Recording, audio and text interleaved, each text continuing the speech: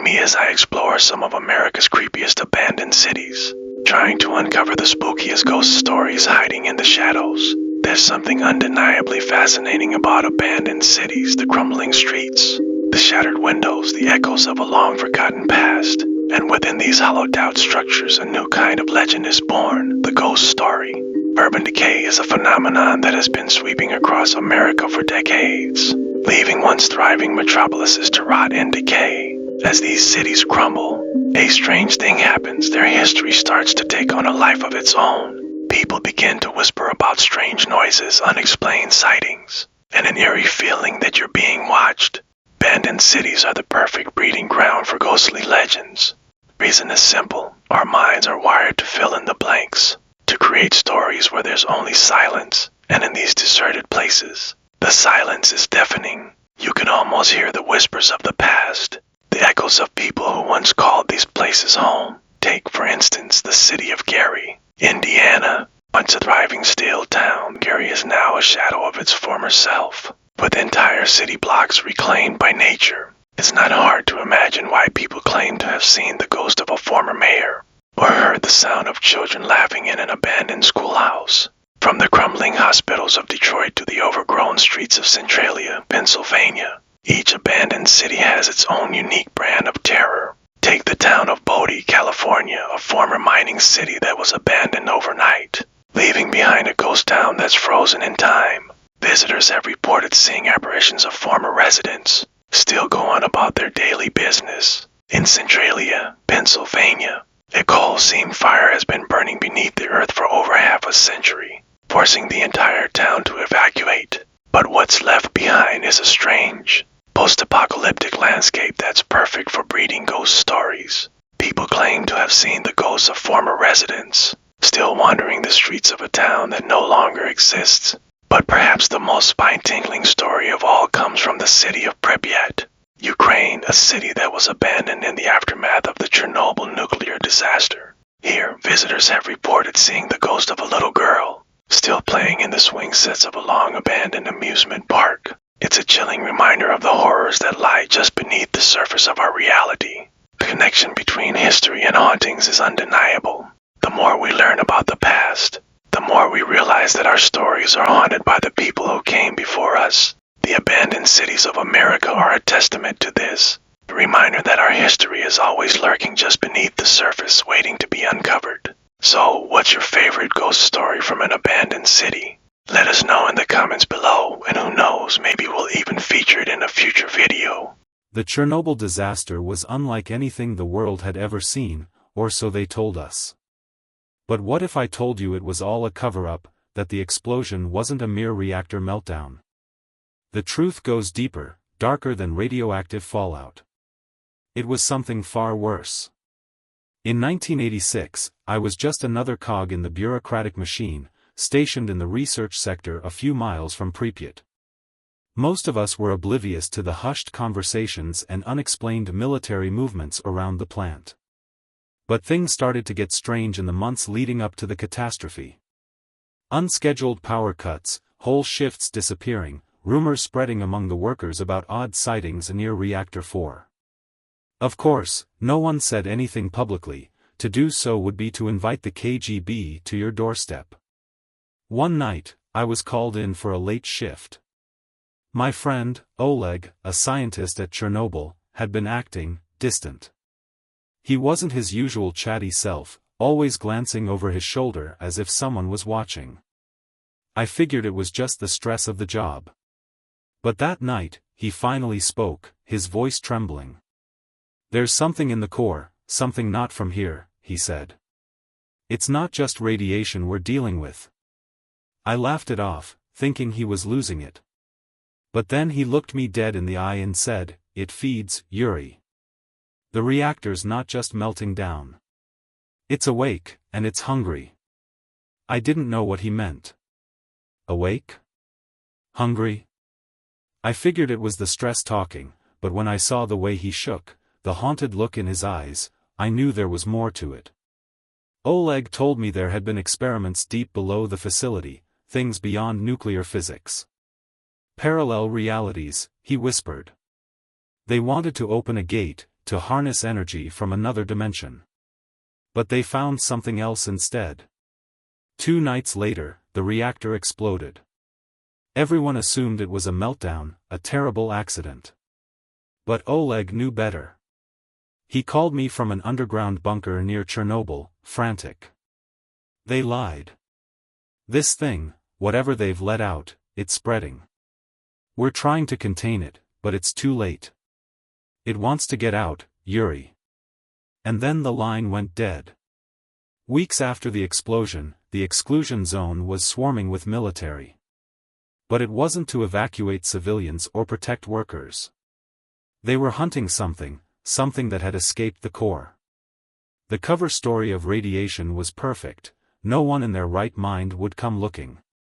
But the strange sightings in the forests, the whispers of unnatural movements, things moving in the mist where no human could survive, it all pointed to something else. For years, I tried to forget what Oleg had told me, tried to convince myself it was just hysteria. But I can't forget what I saw on one of my last visits to the zone. I was inspecting some old research papers at a nearby station when I stumbled across an unmarked door. Behind it was a laboratory, not one I had clearance for. There were records, documents referencing Object 13 and something called the conduit. My hands trembled as I read the final log. April 25, 1986, the conduit has opened. We have let them in. I stood there, frozen, staring at those words, we have let them in. My breath felt heavy, as if the air in the room was thick with something unseen. My mind raced, piecing together the fragments of what Oleg had told me, the stories of strange experiments, the cryptic mentions of the conduit. What had they let in? I quickly shoved the documents into my bag. I didn't know what I was planning, but I knew that if I stayed any longer, I'd attract the wrong kind of attention. As I left the building, the zone felt different. It wasn't the desolation or the lingering radiation, it was the silence, the oppressive stillness that clung to every tree, every rusted piece of metal. The kind of silence that feels alive. That night, I couldn't sleep. Oleg's voice echoed in my head, it's awake, and it's hungry. I downed shot after shot of vodka, hoping to dull the creeping fear, but it only grew stronger. Every creak in my apartment, every gust of wind outside made me jump. Paranoia was starting to take over, but deep down I knew it wasn't just in my head. 2 days later, Pavel, an old colleague from the plant, showed up at my door. He looked worse than I did, gaunt, eyes sunken, his face a sickly pale. Yuri, you need to come with me, he said, barely able to hold back his trembling. It's happening again. What are you talking about? I asked, but in my gut, I already knew. Object 13, he whispered, his voice cracking. They've found it. The government's sending in a retrieval team, but something's gone wrong. Some of the soldiers, they never came back. We drove through the night, making our way to a secluded military checkpoint just outside the exclusion zone. Pavel had connections, and with the right bribes, we were waved through. The closer we got to the reactor, the more my skin crawled. The place was a graveyard, but not just because of the radiation. There was something darker, something malevolent in the air. I could feel it, watching us, waiting for us to make a wrong move. As we approached the core, Pavel handed me a gas mask, but I could tell by the look in his eyes that it wouldn't protect us from what we were about to face. Yuri, he said, his voice shaking, I saw one of them. One of the soldiers who came back. But it wasn't him anymore. Something had taken his place. I gripped the wheel tighter. I didn't want to know what he meant. But curiosity, or maybe stupidity, kept me driving. We finally arrived at the outskirts of Reactor 4. The building was a hulking skeleton, a reminder of the disaster that had shattered the world's perception of nuclear power. But as we ventured closer, I noticed something strange. A section of the plant, one that hadn't been part of any official plans, had been cordoned off. New fences, new signs, all warning of extreme radiation levels. But that wasn't it. There was an odd humming noise, almost like static, that seemed to come from deep within the reactor. Pavel motioned for me to follow him. We passed through an old maintenance tunnel, long since abandoned, and found ourselves in a dark, subterranean passage. The humming grew louder. I could barely make out Pavel's words over the sound. "They've been running tests, Yuri. Trying to reopen the conduit. They think they can control it this time." I grabbed his arm, forcing him to stop. "You're telling me they're trying to reopen the damn portal? After what happened?" He nodded, sweat dripping down his face. "They never stopped. They've just gotten better at hiding it." Suddenly, there was a loud crash ahead. I instinctively reached for the small handgun I had brought, not that I thought it would do much against whatever was down there. We moved forward, cautiously. The passage opened into a large chamber, filled with old equipment and a strange, glowing apparatus at its center. But that wasn't what made me stop in my tracks. There were bodies. At least a dozen soldiers, lying motionless on the ground, their eyes wide open, staring blankly at the ceiling. And yet, something about their faces, they looked wrong. Their skin was pale, almost translucent, and their veins, which should have been dark from the lack of blood, pulsed with a black, oily substance. "Pavel, what the hell is this?" Before he could answer, one of the soldiers twitched. Then another. And then, they began to move. At first, it was subtle. A finger curling, a foot shifting. But then their heads snapped towards us, eyes still glassy and dead, and they began to rise. Their movements were unnatural, jerky, like marionettes being pulled by strings. The black substance in their veins glistened as it spread through their bodies, as if whatever had taken control of them was growing stronger by the second. "Run!" Pavel shouted, but I was already moving. We sprinted back through the passage, the sound of heavy, uncoordinated footsteps echoing behind us. Whatever these things were, they weren't human anymore. They were something else, something that had come through the conduit. As we reached the tunnel's entrance, Pavel slammed the emergency door shut, but I could still hear them on the other side, banging against the steel, their inhuman groans filling the air. "What the fuck is going on, Pavel?" I demanded, my heart racing. He slumped against the wall, trying to catch his breath. "They let it in, Yuri. They let it in, and now it's spreading."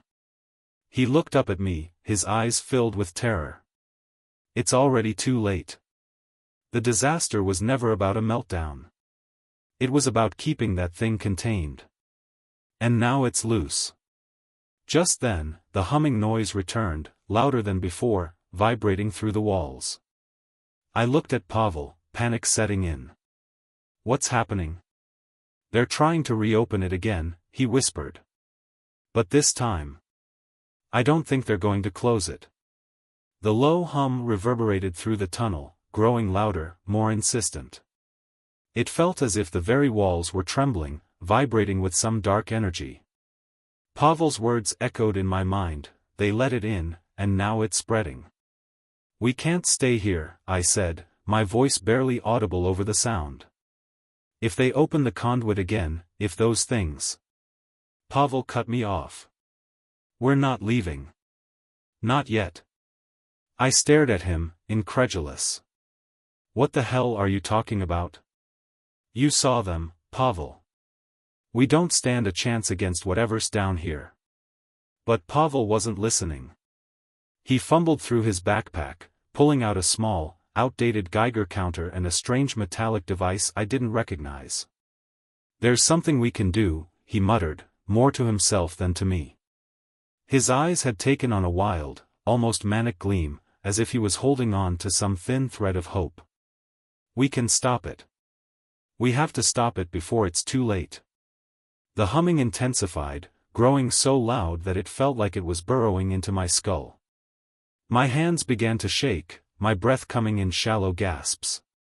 Something about that sound felt wrong, like it was calling to something deep inside me, tugging at the edges of my mind. I grabbed Pavel by the shoulder, shaking him. "Stop what, Pavel? What the hell are you talking about?" He finally looked up, his face pale, sweat beading on his forehead. "The conduit, it's not just a portal. It's a link, a doorway between worlds. If they reopen it, those things on the other side, they'll come through. And this time, they won't stop. The meltdown was the only thing that sealed it last time, but I think there's another way." His eyes flicked toward the metallic device in his hand. It looked like a homemade contraption, wires haphazardly attached to a cylindrical core, small blue lights blinking sporadically. "What is that?" I asked, dreading the answer. "It's a disruptor," Pavel explained, his voice trembling. "A signal jammer, of sorts. It's supposed to interfere with the conduit's resonance, disrupt the portal's frequency long enough for us to shut it down." I stared at him in disbelief. "You built that? Are you insane? Do you even know if it works?" "I don't have a choice." Pavel's voice broke, fear and desperation leaking through his words. "If we don't stop it, no one will. This thing will consume everything." Suddenly, a deep, resonating thud echoed through the tunnel, cutting through the humming sound. The steel door behind us shuddered violently, the force bending it outward, as if something massive was pounding on the other side. My heart jumped into my throat. "They're coming," Pavel whispered. His eyes widened, terror flickering across his face. "We're out of time." I wanted to run, to abandon this madness and get as far away from that hellish place as possible. But something in Pavel's desperation kept me rooted to the spot. He truly believed he could stop this. And if he was right. Without another word, Pavel stood up and began walking back toward the heart of the facility, toward the reactor. I hesitated, the rational part of my mind screaming at me to turn around, to escape while I still could. But I couldn't leave him, not after everything. Not when he was my only link to the truth. I followed. We moved quickly through the labyrinth of dark corridors, our footsteps echoing in the oppressive silence. The deeper we went, the more I felt it, the presence. It was like a heavy weight pressing down on me, making it harder to breathe, harder to think. My head ached, my vision blurring at the edges. Every now and then, I could swear I saw shapes moving in the shadows, lurking just out of sight, watching. And then, we reached it. The chamber before us was vast, the walls lined with ancient machinery and control panels. At the center, a massive circular structure loomed, a gateway, a metal ring with strange, glowing symbols etched into its surface. This was it. The conduit. The humming sound was deafening now, like a swarm of angry insects buzzing just beneath my skin. I could feel the vibrations in my bones, pulsing through me. And there, in front of the conduit, were the bodies. Dozens of them, soldiers, researchers, all lying in heaps, their faces twisted in agony. Their eyes were wide open, their mouths contorted in silent screams. But none of them were moving. Except one. A figure stood near the base of the conduit, hunched and grotesque, its skin pale and slick with the same black, oily substance that had infected the soldiers. It turned slowly toward us, and my blood ran cold. It wasn't human. Its eyes were pitch black, like bottomless pits, and its mouth was a jagged, unnatural gash that stretched across its face. Veins pulsed beneath its translucent skin, filled with that thick, tar-like substance. As it moved, the air around it seemed to warp and twist, as if reality itself was bending in its presence. "God, no," Pavel whispered, his voice barely audible. The creature took a step toward us, its movements slow but deliberate. I could feel its gaze on me, like it was staring straight through my skin, into my mind. It was hungry. And it was coming for us. "Pavel, do something." I shouted, my voice cracking with fear. He didn't respond. Instead, he raised the disruptor, his hands shaking uncontrollably. The creature hissed, a sound that sent a jolt of terror through me, and then it lunged. Pavel activated the device. For a moment, everything went silent. The humming stopped, the vibration ceased, and the air itself seemed to still. The creature froze mid-lunge, its body convulsing violently as blue sparks crackled around it. A high-pitched screech tore through the chamber, like metal being ripped apart, and the conduit began to glow brighter, the symbols on its surface pulsing with an eerie light. "We have to close it now," Pavel shouted, his voice barely audible over the screeching noise. I rushed to one of the control panels, desperately searching for anything that might shut down the machine. My fingers flew over the buttons, flipping switches and pulling levers, but nothing seemed to work. The conduit was still open, and the creature was still there, thrashing and writhing as the disruptor held it in place. "Yuri!" Pavel yelled, pointing to a lever near the center of the control panel. "That's the manual override. Pull it, now." I didn't hesitate. I grabbed the lever and yanked it down with all my strength. The room plunged into chaos. The conduit's light flickered and dimmed, the screeching sound growing louder, more violent. The air crackled with electricity, and I felt a sudden, violent tug, like the fabric of reality itself was being ripped apart. The creature let out one final, ear-splitting shriek before it collapsed, its body dissolving into a pool of thick, black liquid. And then, silence. The conduit's glow faded, the humming stopped, and the oppressive weight that had filled the air lifted. It was over. We had closed the portal. But as I stood there, panting and covered in sweat, I couldn't shake the feeling that we hadn't truly stopped anything. That we had merely delayed the inevitable. Pavel slumped against the wall, the disruptor still clutched in his trembling hands. "We did it," he muttered, more to himself than to me. "We closed it." But I wasn't so sure. Because in the dim light of the now silent chamber, I saw something. A crack, barely visible, running along the surface of the conduit. The crack in the conduit seemed so small at first, just a hairline fracture against the metal. But as I stared, transfixed, it began to grow. Slowly, imperceptibly, like something was pressing against it from the other side. My pulse quickened, the relief I'd felt moments earlier evaporating into cold dread. "We need to get out of here," I whispered, my voice barely more than a breath. Pavel didn't respond, his eyes still locked on the pool of black liquid where the creature had collapsed. I grabbed his arm, pulling him to his feet. "Pavel, now. This isn't over." He finally looked at me, dazed and pale, and nodded weakly. Together, we stumbled back through the tunnels, the oppressive silence hanging over us like a thick fog. But that silence wasn't comforting. It was a predator, waiting for the right moment to pounce. As we moved deeper into the tunnel leading out of the facility, I couldn't shake the feeling that we weren't alone. The hairs on the back of my neck prickled, every creak and distant echo sending waves of paranoia through me. Behind us, the sound of dripping water echoed ominously, but there was something else, something just beneath the surface of the noise, like faint, rhythmic tapping. Pavel suddenly stopped, clutching his chest, his breath coming in ragged gasps. I can't, he wheezed, collapsing against the wall. I knelt beside him, my own breath shallow from panic. His skin was pale, slick with cold sweat, and his eyes were wide with fear. "What's happening, Pavel? What's wrong?" He looked at me with a mixture of terror and defeat. "It's inside me," he whispered.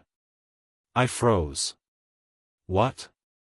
The black liquid," when we were back in the reactor, he struggled to form the words, his voice barely a whisper. "I saw it. I think it touched me." I stumbled back, my mind racing. The black substance, that oily, sentient sludge that had pulsed through the veins of those soldiers, it had infected him.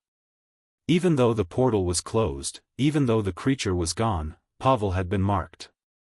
"We have to get out of here," I stammered, pulling him to his feet again. He wobbled, barely able to stand, but I dragged him along, desperate to put distance between us and that cursed place. But deep down, I knew. It was already too late for him. As we made our way through the dimly lit tunnels, the tapping sound behind us grew louder. Rhythmic, deliberate. I didn't dare look back. But the noise was unmistakable now, footsteps. Something was following us. "Pavel, we have to move faster," I urged, my voice shaking. He barely nodded, his strength draining by the second. The corridor twisted and turned, the dim emergency lights flickering overhead, casting long shadows that seemed to dance on the walls. With every step, the weight of whatever was following us pressed down harder. It wasn't just the footsteps, there was a presence behind us, something wrong, something hungry. Finally, we saw it, the ladder leading up to the surface. Salvation. I shoved Pavel toward it, practically lifting him onto the first rung. "Climb!" I shouted, the desperation clear in my voice. He didn't argue. He began to ascend slowly, his limbs trembling with exhaustion and fear. I followed close behind, my own muscles burning, my heart racing as the sounds behind us grew louder. The footsteps were faster now, closing in. And then, just as Pavel reached the top, I heard it, a low, guttural growl that seemed to vibrate through the walls of the tunnel. I froze, clinging to the ladder, my breath catching in my throat. What the hell was that? I didn't have time to think. I pushed myself up the last few rungs, shoving Pavel aside as I reached the surface. The old, rusted door that led to the outside world creaked open, letting in a gust of cold, fresh air. I hauled Pavel out of the shaft and slammed the door shut behind us. For a moment, we were safe. We collapsed onto the ground, gasping for breath, the cool night air a stark contrast to the stifling, suffocating atmosphere of the tunnels below. My heart was still pounding in my chest, but at least we were out. At least we were away from that thing. But the relief was short-lived. I looked down at Pavel. His breathing had become shallow, labored, and his skin had taken on a sickly gray hue. His eyes darted wildly, unfocused, as he clawed at his chest.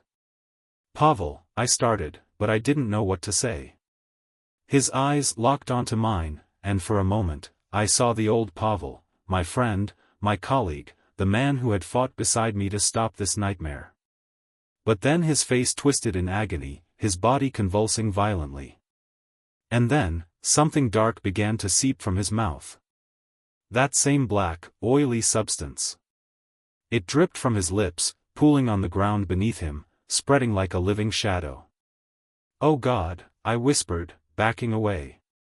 Pavel's body convulsed again, his eyes rolling back in his head as more of the black liquid oozed from his mouth, his nose, his eyes.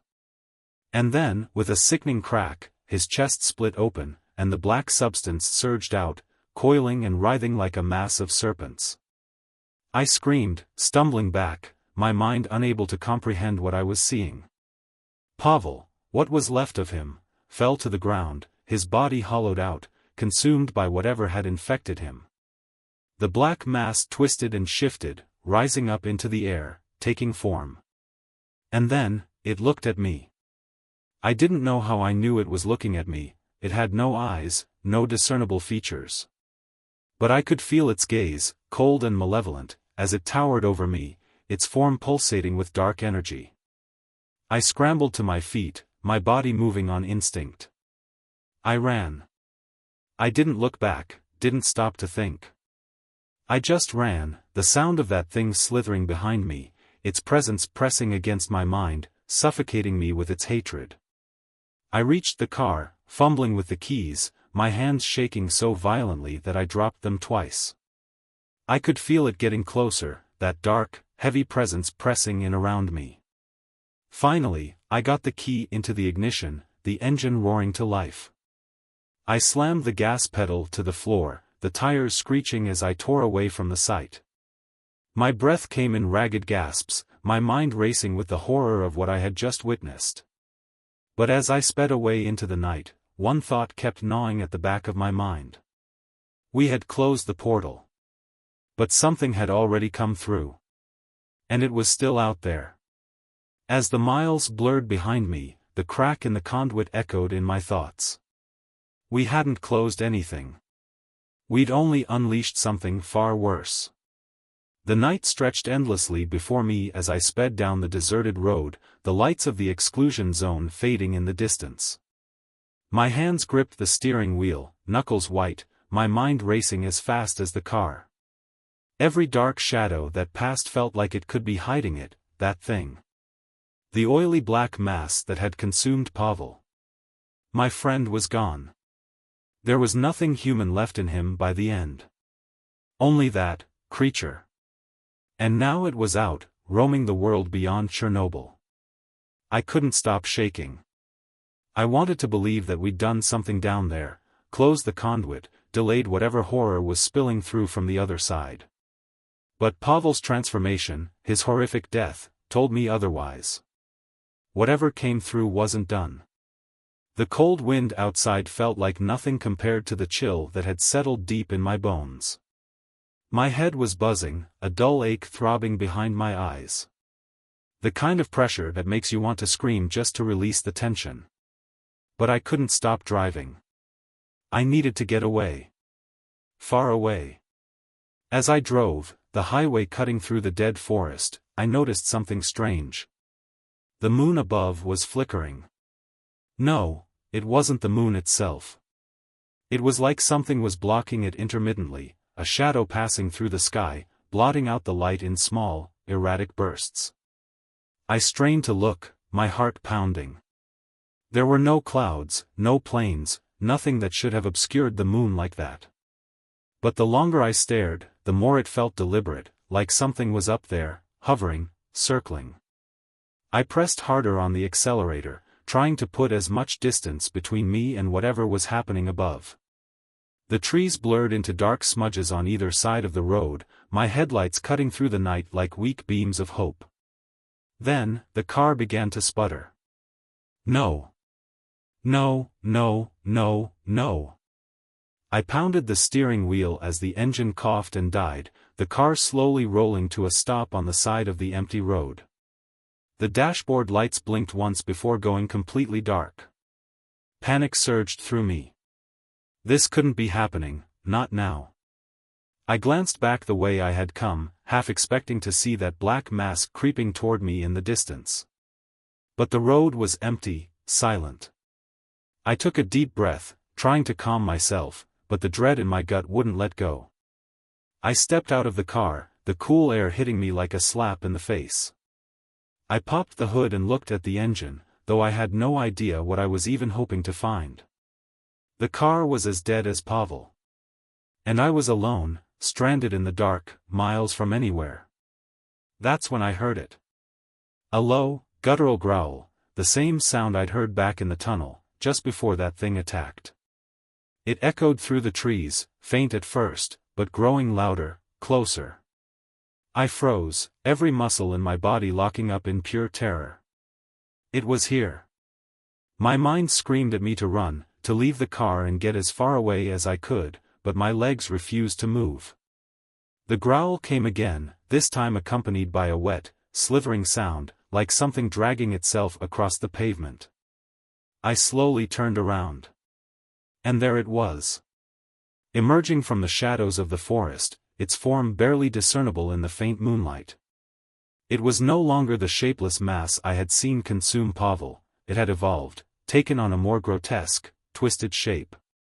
It stood on two legs now, its body hunched and misshapen, covered in thick, oily black tendrils that pulsed and writhed like living things. Its face, if you could call it that, was a warped, distorted mockery of a human's, with wide, hollow eyes that gleamed with an unnatural light. It moved toward me, slowly, deliberately, like it was savoring the moment. The air around it seemed to shimmer, warping and distorting as it passed. I could feel its hunger, its need to consume. My mind snapped back into focus. I had to move. I had to run. Without thinking, I bolted toward the forest, my feet pounding against the ground as I pushed through the thick underbrush. The trees were dense, branches slashing at my arms and face, but I didn't care. I could hear it behind me, the wet, dragging sound growing louder, closer. I kept running, my lungs burning, my legs threatening to give out. The forest closed in around me, the darkness almost suffocating, but I couldn't stop. I wouldn't stop. Suddenly, the ground beneath me gave way. I stumbled, falling forward into a shallow ditch, the wind knocked out of me as I hit the ground hard. For a moment, I just lay there, gasping for breath, my body screaming in pain. And then, I heard it. The faintest sound, barely audible over my ragged breathing. Whispering. I scrambled to my feet, ignoring the pain, trying to locate the source of the sound. It was all around me, echoing through the trees, growing louder with each passing second. The voices were soft, distant, like they were calling to me from the other side of a veil. My heart raced as the whispers coiled around me, seeping into my mind. I recognized the language. It wasn't Russian, or anything I had ever heard before, but I understood it. Somewhere, deep in my subconscious, I knew those words. The conduit. The voices were from the other side. From whatever lay beyond the portal we had tried to close. They were beckoning me, pulling at my thoughts, at my very soul. I clamped my hands over my ears, trying to drown out the sound, but it didn't help. The whispers weren't coming from outside. They were inside my head. I stumbled forward, half blind with panic, desperate to escape the voices. But no matter where I went, they followed, growing louder, more insistent. And then, as if from the depths of my own thoughts, I heard something else. A name. Yuri, the voice hissed, low and serpentine. My name, but twisted, distorted. Yuri, come back. I stopped dead in my tracks, my blood turning to ice. That voice, it was Pavel. But it wasn't. It was him, but wrong, warped in the same way the creature had twisted his body. He was calling to me from wherever he had gone, from whatever was left of him on the other side. I backed away, my legs shaking uncontrollably, the forest spinning around me.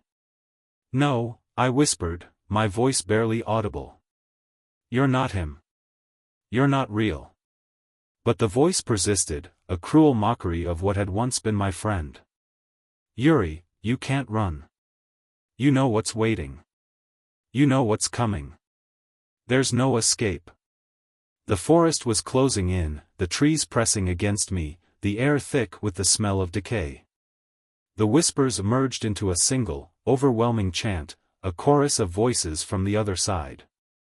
They were getting closer. And then, from behind me, I heard the growl again. Deep, rumbling, filled with hunger.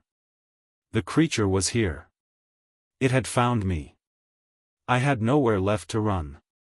Desperation overtook me. I reached for my bag, fumbling for anything I could use as a weapon. My hand closed around something cold and metallic, the disruptor Pavel had built. It was still in my pack, undamaged. Without thinking, I activated it. A pulse of energy shot out from the device, sending a shockwave through the forest. The air crackled with electricity, and for a brief moment, the whispers stopped. The creature behind me let out a shriek of pain, its body convulsing violently. But it wasn't enough. The disruptor flickered, sputtered, and died. I could feel the presence closing in again, stronger, angrier. The crackling in the air didn't stop. It grew, becoming a howl, as the fabric of reality itself seemed to tear.